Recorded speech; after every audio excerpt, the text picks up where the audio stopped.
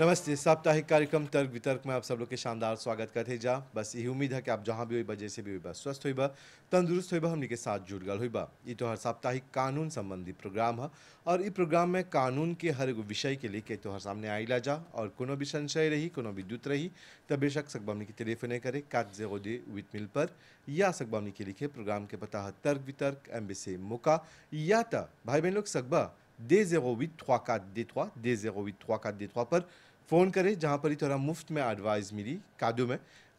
बतावल जाए का सकबा करे और कानूनवा कुछ बोलेला इस सब पर। और हमनी के साथ जुड़ल रहे कर खातिर बहुत बहुत धन्यवाद। तो लोग के पत्र आलोचना और आपके क्रिटिसिज्म खातिर भी बहुत बहुत धन्यवाद। क्रिटिसिज्म से प्रोग्राम के बेहतर बनाए के कोशिश करेला जा और ये प्रोग्राम जन बा प्रस्तुत करेला जा सहयोगी के साथ। और आप जनबे करेला कि अपन कीमती वक्त निकाल के कपिल देव रघुनंदन जी हर सप्ताह आवेलन स्टूडियो में, उनका नमस्ते और बहुत बहुत धन्यवाद। कपिल देव जी, आज के कार्यक्रम में जुन बात और स्वागत कर रहे थे जा और जानते जा कि अब ठंडा के मौसम शुरू हुई के बाद तो अब तनी ठंडा ठंडा विषय ले, अब जा गरम गरम विषय ले लीजा लेते में। और आज जो एगो इसम अहम मुद्दा पर बात करब जा, वो काफ़ी दिन तक, कई साल तक, कई सदियों तक वो जोन बा विषय के जोन बा चर्चा के विषय बनल बाते। एगो लेपोक रहल जब राजा रानी लोग रहल, रानी के परट रहल घूंघट में रह के, वो लोग के परट रहल घर में रह के, वो लोग के दुकान रहल, दूसर कोई के ओकर मुँह देखे के इत्यादि। फिर देख ली जा कि एगो ऐसन एरा आल, एगो ऐसन जमाना आल कि महिला लोग घर में रहत रहल, घूंघट में रहत रहलन जा और लिजिकाशों के अधिकार नहीं रहल, घर के बाहर जाए के अधिकार नहीं रहल, घर के काम करे के चाहत रहल लड़का देखे के, और उनके घर से बाहर जाए के भी अधिकार नहीं रहल। फिर कल्ले कल्ले देख ली जा डेवलपमेंट आल, हमनी के देश में भी विश्व में डेवलपमेंट आल, महिला लोग जो बा काम करे लगलन जा, बाहर निकले लगलन जा, घूंघट जोन बा उठाए लगलन जा। अब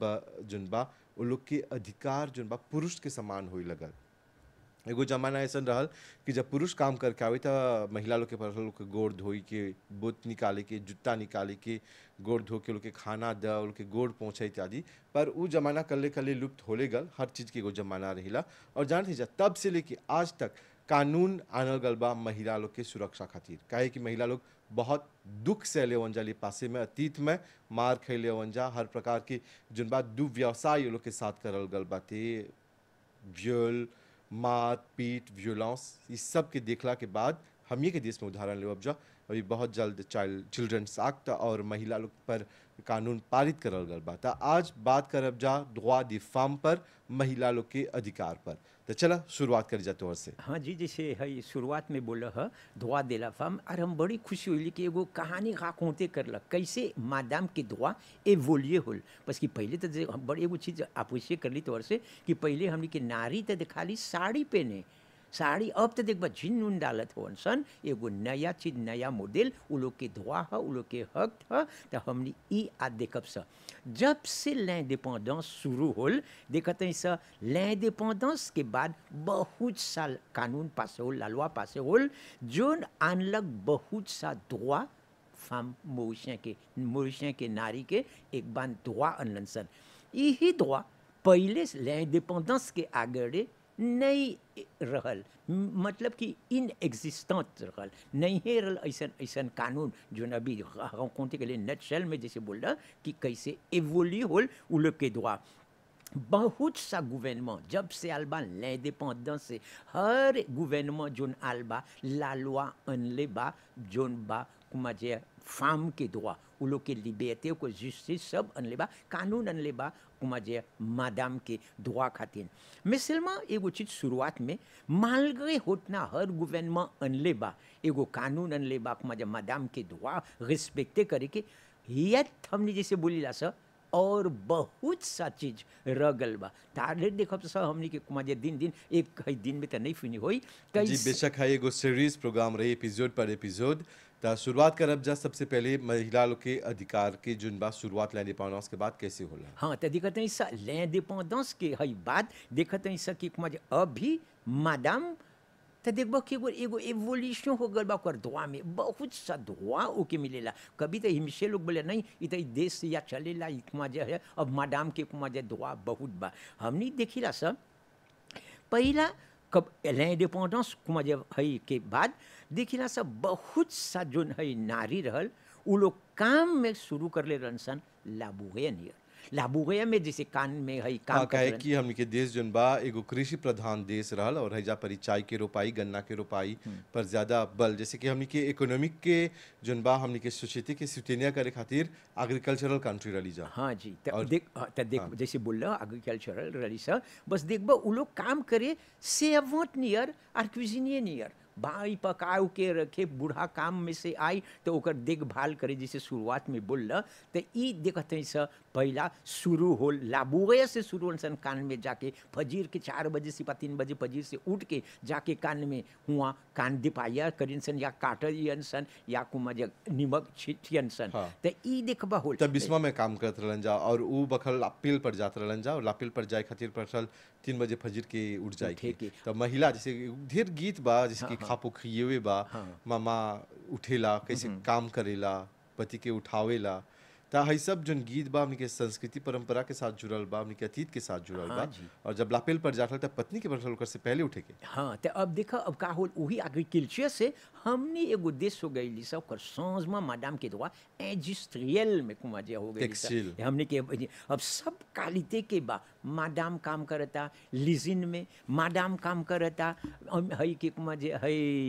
ओकी करन सन बड़का बड़का जॉब आजकल तो सीईओ बा बड़का बड़का काम कुमाजे बड़ा बड़ा सीईओ आबो का मजिस्ट्रेट सब जीज बा जैसे बोला जा जीज भी जीज बा बाते और हाँ, ओकर मैडम संगे संगे मासों हाँ सुफेर बड़का बड़का कामियों जोन पहले मर्द लोग ले जात रहल हाँ ताबिस्मो के ओमनिकेन के उ त गर्व के बात है उ दिखला भौजीवा जोन कामियों चलावेला और हाँ ऐसा निमन से चलावेला हाँ कि कबो दुर्घटना के गुंजाइश भी नहीं बा हाँ तो बोलन सन एगो मैडम ज्यादा लीमन से पूछ करेला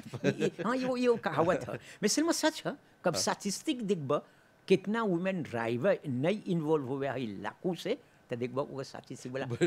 समा बोलन से बहुत एक्सीडेंट लोग खातिर होवेला हाँ ओकर खातिर होवेला में सिनेमा जैसे वो लोग कमती बा वो लोग एक्सीडेंट इन्वॉल्व में तो हमने देखिला सा पहले के जमाना रहल जब एगो है एगो बहन रहल तो वो बहनवा देखब नहीं सकी घर छोड़ के वो जाई बुटीक बुटीक के तो कर दुआ ही नहीं रहल जाए के काहे भाई या बाप या माँ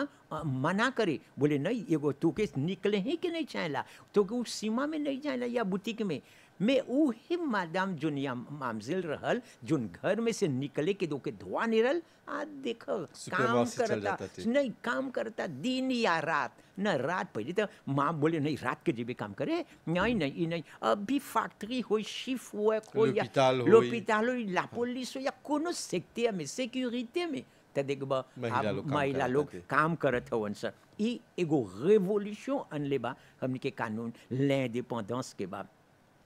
मैडम अभी देखो का करता अब तो काम करता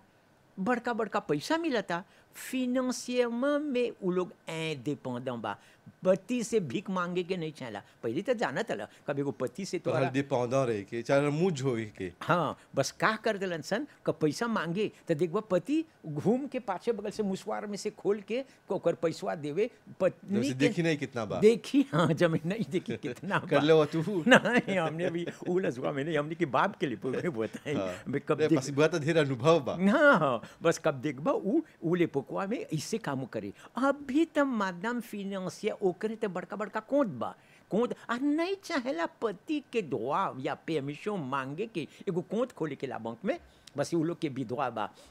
अब मांगे के मैं पहले तो एगो जमाना रहल कहाँ एगो मादाम एगो कोंत खोले पर पतिए ही खोले और तो वो निकाल के से बुझो अब देखिए कैसे जेरे करी ओकर पैसा अब फिनेंसिया में जैसे बोली मादाम के कुमादियर इंडिपेंडेंट आ देखा हमने के कानून एगो चीज बोलत है अभी कितना एवोल्यूशन ला पहले के स्वाजे करे एगो छोकरी के ई एगो है पति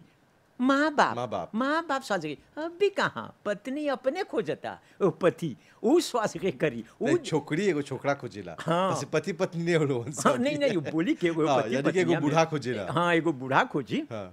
तो अब ओकर दुआ होल बा ओकर लिबेते बा और दुआओ बा के डिजे करे के हाँ, कि का ये एकर से बोलती नहीं ओकर संगे कर हाँ बस और जी के खुशी हो यार माँ बाप के हक नहीं बा ओकर में बोले कि हाँ बेटी हमर हवे बेटी मैं अब उस बोली नहीं हम शादी करते हैं हम स्वाजगे करब नहीं सकबा मना करे ओके कानून उ हकवा देवेला कि अब ओके एगो लिबेते बा स्वाजगे करे के ओकर एगो लिबेते बा एगो लोजमस करे के पहले तो पति बोले ए चल हमार माँ हियाँ रहे या चल हियाँ रहे संगे रहब सक मजे हियाँ में नहीं निकलब सा अब नहीं वो बोली ओकर दुआ बा लोजमा स्वाजरे करे के घर स्वाजरे करे के कहाँ जाई रहे। अब ओके मन नहीं बा रहे कि ओकर माँ बाप संगे भाई लोग संगे एक बगल से पारे। तब पति की बोली चल, पति बोली नहीं, तब बोली हम तो छोड़ देला।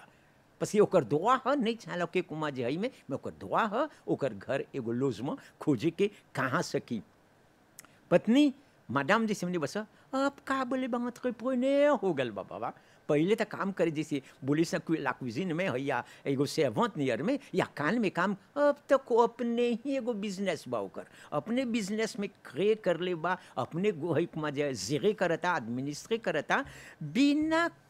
कोई के हई से पति के बिना परमिशन से। ओके मन होई खोले के कहाँ से अब एगो मेचिए एगो मन हो एगो पत्नी है के ओके ऐसी आवो का या दुखते रुए करे के तो के नहीं जाना पतिया से पूछे के हम सकबी कमुआ करे या एगो मगासे खोले के या कुछ करे के। बोले नहीं अब हम ही अपन स्वाजई करे ओके कानून उ हक देवला। देखा कहाँ से कहाँ तक अभी हमने और मौतालिते भी बदल गल बाती। पहले को जमाना रहा कि पतियाँ के अप्लाई करे कोई तो पति से इजाजत ले सकी अप्लाई करब तो हाँ। आज पतिवे बोला ए फॉर्म निकलल बा अप्लाई कर। हाँ एगो दूसर अब देखा अब एगो एगो एगो पाँचों कुमा जे अभी है ये रहेला हम एनपीएस में देखबा कि जब एगो कुमा जे पति कॉन्ट्रीब्यूए कर ले बा यानी कि नेशनल पेंशन स्कीम। हाँ तो उ देखबा ओके पैसा मिल जाला महिलावा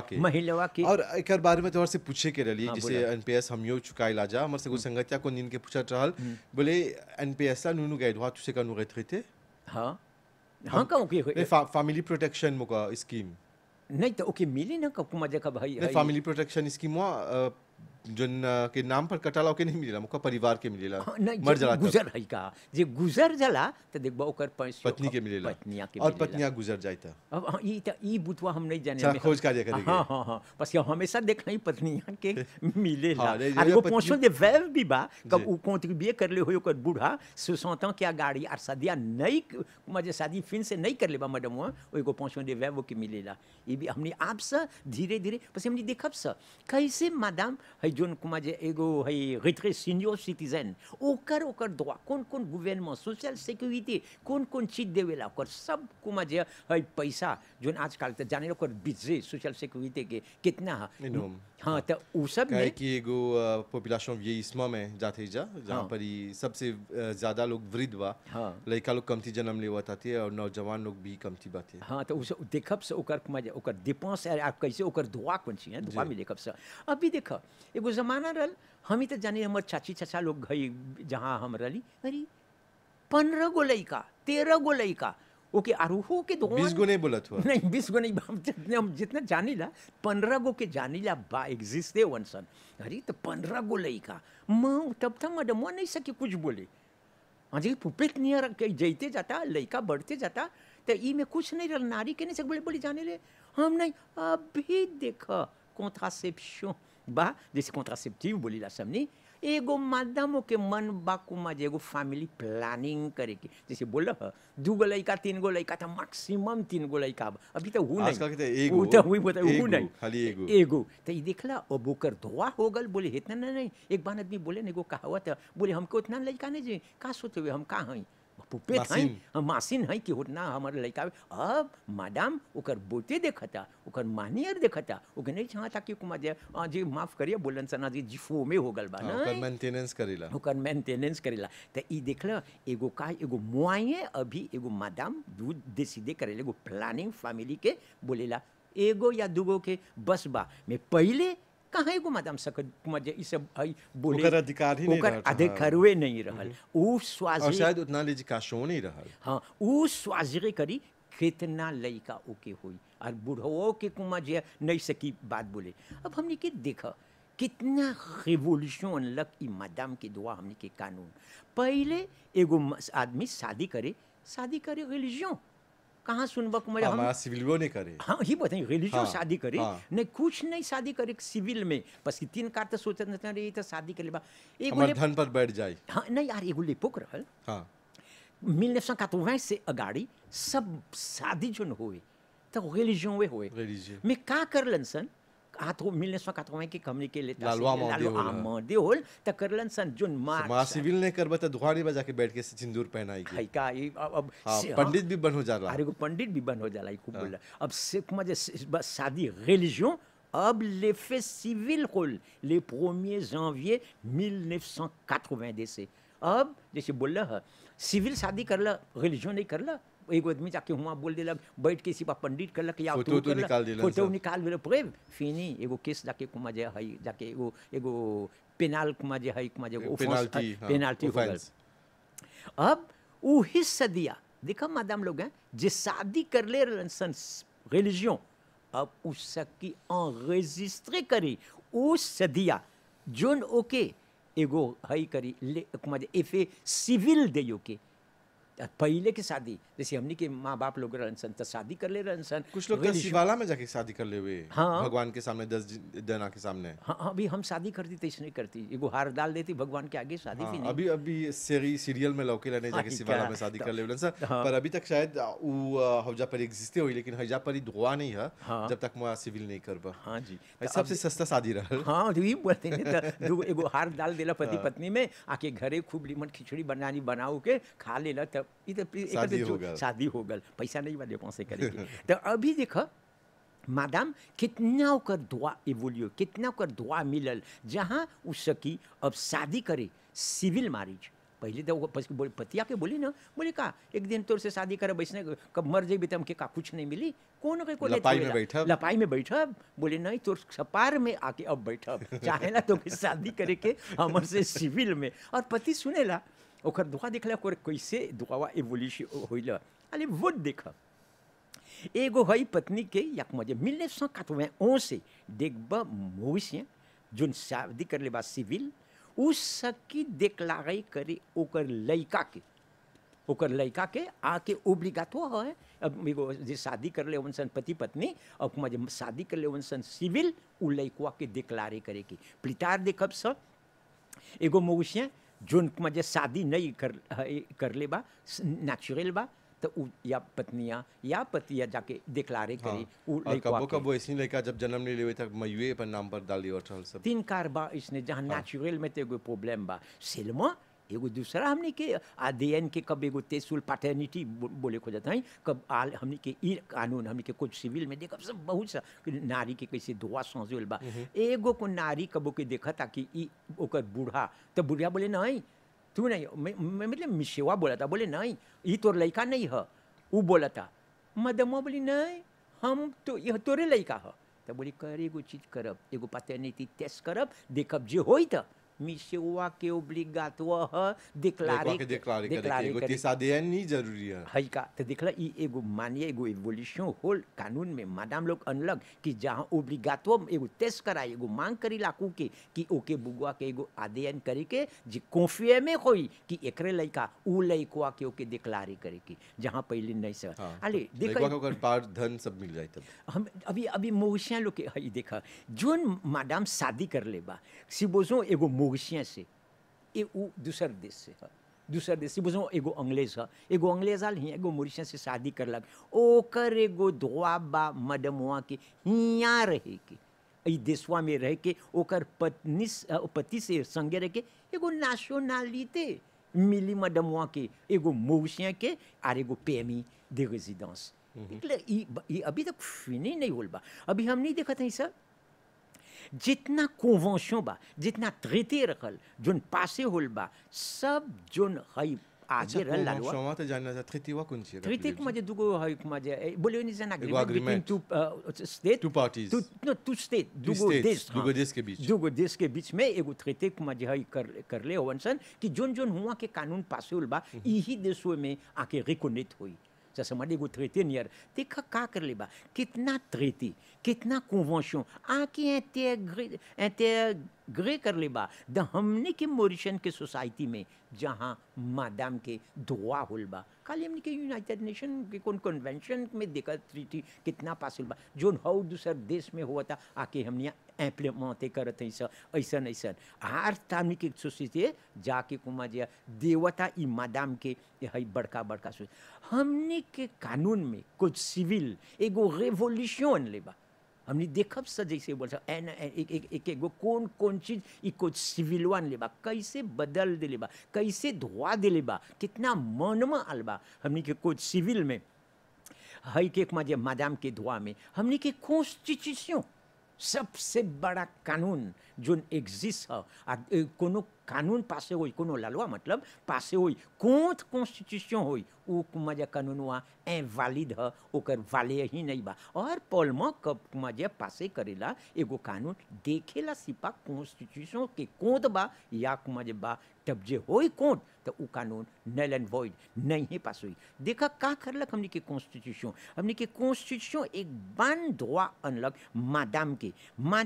के अनलक एगो एमांसिपेशन ओकर के कि कितना चाहत कम ये सब हमने देखब से एन पागे ना कॉन्स्टिट्यूशन भी देखब से कुमार कब आ रहा हमने देखा था ऐसा लाचुचित सोसाइटी जो मोशन के रहल एक बांचित सांझे करलक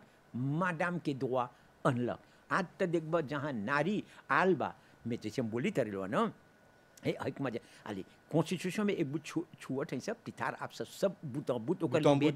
टुकड़ा करके हाँ कॉन्स्टिट्यूशन आमादे होलबा सेज हमनी के बोलेला इंटरजी करेला discrimination basée sur le sexe नहीं सकबा एगो सेक्स डिस्क्रिमिनेशन जिसे सेक्स डिस्क्रिमिनेशन वो भी देखब सा सेक्स डिस्क्रिमिनेशन और सेलमा au travail violence एक बान है मजे अच्छा चलते जब भाई बात करती जा जोन सेक्स के जोन बीच में अंतर करेलन जा हजा पर तौर से पूछती सेक्सटोशन कौन छिया हां सेक्सटोशन है ये को मजे कब एगो आदमी से बोझो एगो है मैडम के ओके को मजे एक बान है देवता मैसेज एक बान लावांस करता एक बान चीज मजे ओके एगो रिमार्क करता मजे दूसर मुंह में ओकर एक एगो चीज है ओकर कपार में कब जाके अच्छा तहजा पर बात करती जा सेक्स डिस्क्रिमिनेशन पर हां तब देखो हां तब हमने ई देखब सा कॉन्स्टिट्यूशन में देखब सा नारी के मादाम के कौन droit है अभी हमने देखा था ça la loi sur la protection contre domestic violence कितना डोमेस्टिक वायलेंस तो पासे होल बा हमेशा मादाम कुमाजे कितना मिजेर पासे होल तो बोलन सन पहले तो जानबे करेला मादाम आज तक गो बुतों रूज बा मोबाइल पर गो एप्स बा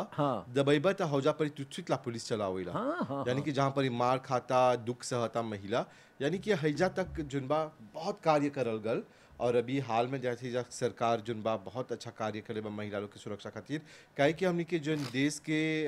मंत्री हवन ई जोन इक्वालिटी जा जिसे बोला जा मंत्रालय महिला लोग के मंत्रालय जोन बात बहुत अच्छा कार्य करता थे और जब बोला जा कि जब एगो किसी एगो मंत्रालय में एगो महिला मिनिस रहेला त उ अपन मिनिस्टेवा खातिर जोन हम महिला के सुरक्षा खातिर बहुत कुछ करेला असल में एगो चीज हम बोलती हैं कब उ देखब से हमनी जैसे बोला बुतों है हुज बा ओकर मोबाइलवा में सेल्वे करे के एकरो हमनी देखब सा बेकरी को खुशी खमानब अपन जैसे कि ला पुलिस आई के बस हमनी के अब काई सा क्लियर के हमनी के बोलेला कोंते करेला कि कौन सी होला मुझे इसमें मता जी नहीं सकला हाउ पे जे करे बुतवा क्या ने बोले भैया जितना लेता वक्त लेलक ला पुलिस आई के का बोला भैया सकत हमर बूढ़ाम के मोड़ी क्या हमनी देखब सा देताई में कौन चोकर है एसकी ई एगो चीज कोरेक बा हाँ आने लनसन में बहुत सा हमने के कंपाइन हमने सेंसिबिलाइजेशन कब आप सब देखे में तब हमने बोलब सा कौन चीज चाहत आने के कौन चीज आने मैम की गवर्नमेंट एक बान अनले बा सोल्यूशन ये बा दूसरा और बहुत चीज रगल बा हमने के सोसाइटी में नारी के लिए आने के ओकर को मजे सोल्यूशन में ये हम डोमेस्टिक वायलेंस इंट्रोड्यूस हो रहा 1997 में कैसे आल बा अभी हमने के देखा असल में सेक्सुअल एगो डेली हो गल बा सेक्सुअल हरासमेंट अब काम में काम करत हो एगो मैडम काम करता ऐसा एगो काम करत हो ओकर संगे कि वो भी भूल जात हो कि एगो माँ है एगो बहन है एगो पत्नी है कि हुआ खाई काम कर सैप रिमार्क करला ओकर शरीर पर हाँ तो वो सेक्सुअल हरासमेंट बन हाँ ये तो हाँ अभी से समझी कब सेक्सुअल हरासमेंट देखब से एगो अपने में एगो विषय है तो देखब से कितना कभी कौन अधिकार बा कौन ओकर अधिकार बा और कैसे वही मैडम जोन काम करता वो एगो घर छोड़ के आल बा ओकर परिवार बा हुआ ई जोन आदमी के ओकर असले जैसे हमनी बोलेला सा उ का कर ले बा ओके एगो थोमा चीजें करता कैसे ओकर शरीर ओकर लाशते कब बिगड़ जाला ई सब हमनी हैजा पर ही कानून बोला था कि हमनी के बखत जोन बा पूरा हो गल बा और बखत के उल्लंघन करब जा तो हमनी के भी सजा मिली। तो कपिल देव जी अंत में दुगो शब्द में कौन मिसाज? हम तो बोली कुमार जी मादाम के बहुत बहुत दुआ आल बा मैं जूने de la femme मैं देखबा का करेलन सन एगो कुमार जी आने लन सन एगो प्रोग्राम कि हाँ वो होल बा माने लन सन रिफ्लेक्शन के दिन हो मैं रिफ्लेक्शन के दिन हाँ मैं वही दिन वो लोग के वॉइस ओपिनियन करेलन सन कि देखा होल बा नहीं बताई मैं आर सकल जाई दुआ आने मादाम तो ये प्रोग्राम में देखब जा कौन सकल जाई करे हमनी के माँ बहन लोग खातिर। हाँ जी तो कपिल देव जी अला आज बहुत बहुत धन्यवाद। और जितना भी दर्शक लोग हमने के साथ जुड़ल रहलन जा आज के कार्यक्रम में महिला अधिकार पर बात कर लीजा। और याद रखिए महिला भी हमिए के प्रकार एगो मनुष्य बा, एगो इंसान बा और भगवान पुरुष और स्त्री के समानता के साथ जन्म दिले बाते। तो चाहना वो लोग के भी सम्मान करते रहे के हमने के साथ में महिला बहुत बहुत धन्यवाद। पूरी टीम की तरफ से शुभ रात्रि, नमस्ते। याद रखिए लिखते रहिए प्रोग्राम के पता है तर्क वितर्क एम्बेसी मोका या 402 या 208 3 4 2 3 पर सकबा मुफ्त में एडवाइस प्राप्त करें। शुभ रात्रि, नमस्ते।